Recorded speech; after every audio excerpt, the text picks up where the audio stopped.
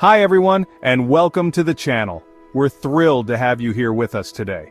Today we're diving into a topic that might surprise you, the size of prison cells. It's not something most people think about every day, but it's incredibly important. Now, I know what you're thinking. Why should I care about how big a prison cell is? It's not like I want to live there. And that's a fair point. That's a good question. But believe me, the size of prison cells around the world tells us a lot about how different countries approach justice, rehabilitation, and basic human rights. It's a reflection of their values and priorities. We're going on a fascinating journey around the globe, from the progressive Nordic countries with their spacious cells, to places with much stricter and smaller accommodations.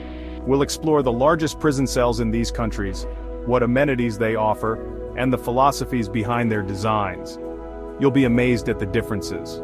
So get ready, because things are about to get really interesting. Stay tuned as we uncover the hidden world of prison cell sizes and what they reveal about our societies. First, we're going north to Norway, the land of Vikings and surprisingly nice prisons. Norway is a country known for its stunning fjords, rich history, and progressive social policies. But what might surprise you the most is how they handle their criminal justice system. Norway is always near the top of the World Happiness Index, and it's easy to see why. The country places a high value on the well-being of its citizens, and this extends even to those who have broken the law. The philosophy here is that everyone deserves a second chance, and this is reflected in their approach to incarceration. When you see how they treat even their prisoners, it's hard to disagree with them. The guards are trained to interact with inmates in a respectful and humane manner, fostering an environment of trust and rehabilitation rather than fear and punishment. Take Halden Prison for example. This maximum security prison has cells that are more like rooms in a university dorm. It's designed to be a place where inmates can reflect on their actions and work towards becoming better individuals. They have their own bathrooms, flat-screen TVs, and even big windows. These amenities might seem luxurious, but they serve a purpose. The idea is to create a normal environment that encourages positive behavior and mental well-being. That's right, real sunlight. Something many of us don't get enough of. Natural light is known to have numerous health benefits, including improving mood and sleep patterns, which are crucial for rehabilitation. Their idea is simple. Help prisoners change, not just punish them. Rehabilitation programs include education, vocational training, and therapy sessions, all aimed at equipping inmates with the skills they need to reintegrate into society successfully. They think that if you treat people like humans, even if they've done bad things, they're more likely to become good citizens again.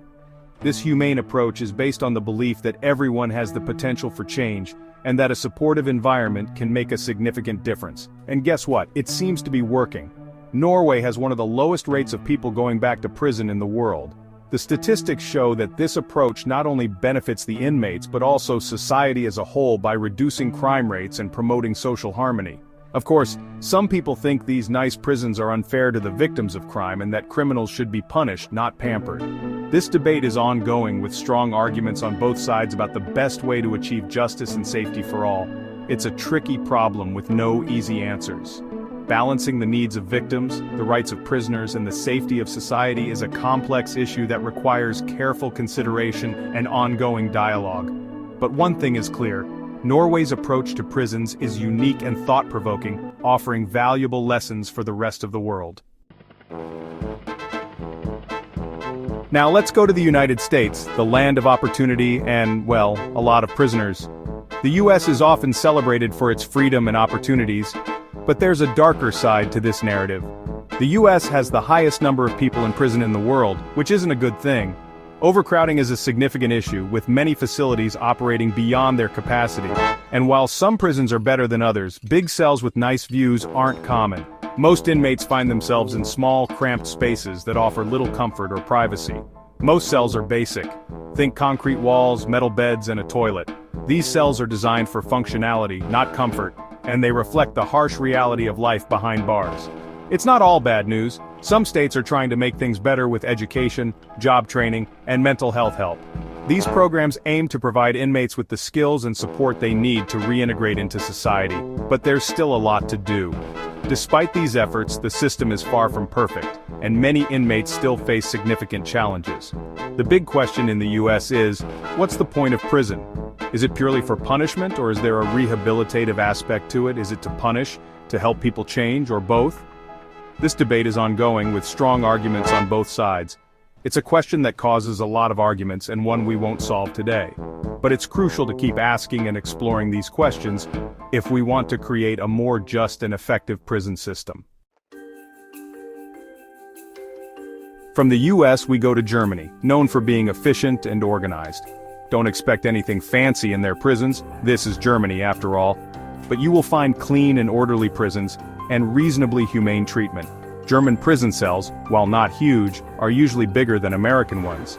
They usually have a bed, desk, chair, and a private bathroom. Some prisons even have kitchens, workshops, and classes.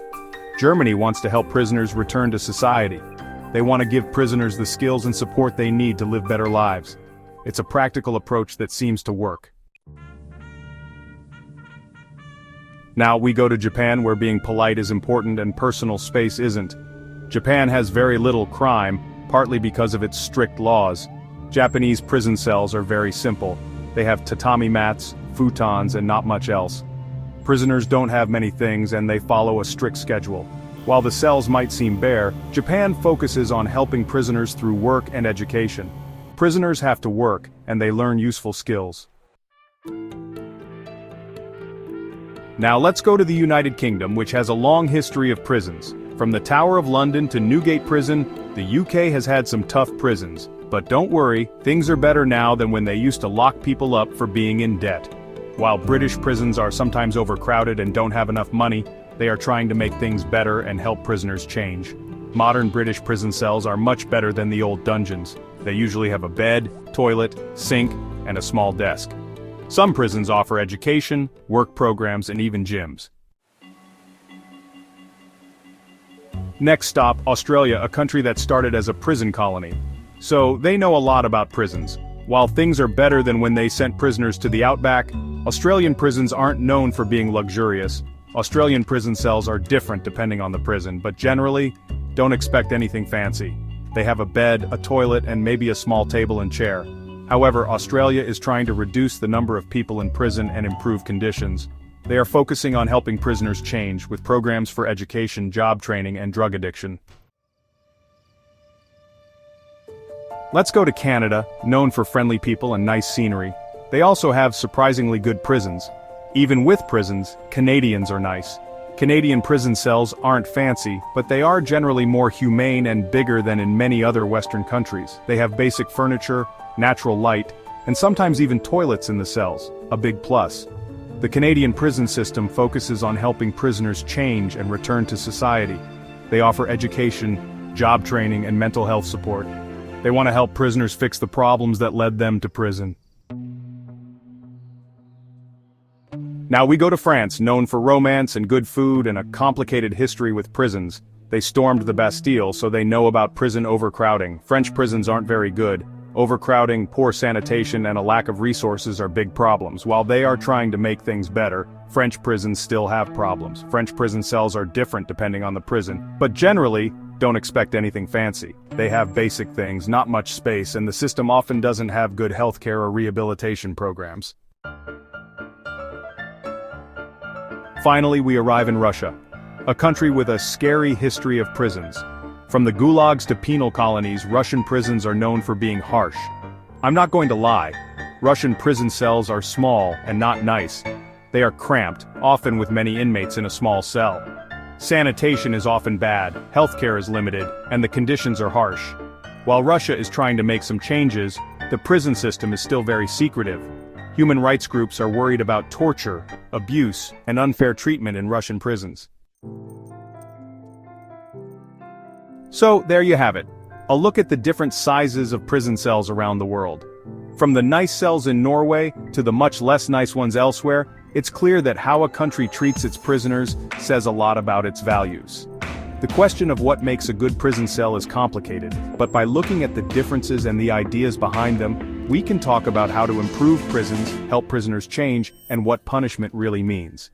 Thanks for watching, and remember, always be nice to each other, even if someone is wearing a prison uniform.